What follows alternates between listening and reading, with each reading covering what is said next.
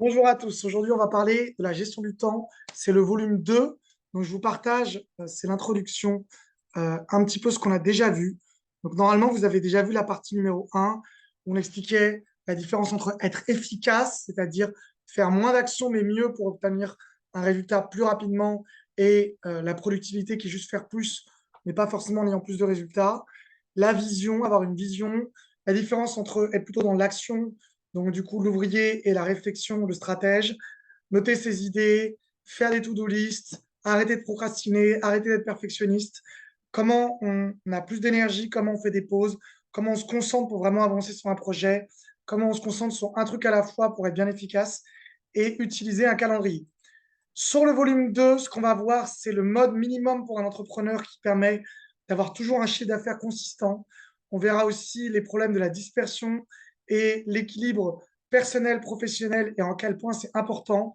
Comment lutter aussi contre la solitude. On verra les 10 lois qui permettent de gérer son temps. On verra le danger des gratifications immédiates. Attention. On verra aussi comment déléguer, automatiser, la gestion des émotions, et aussi tout l'aspect relationnel comme savoir dire non aux gens, refuser les sollicitations quand on travaille, prioriser au jour le jour ses actions. Eisenhower, la matrice Eisenhower, pour remettre en perspective un petit peu tout ce qu'on a à faire dans notre vie.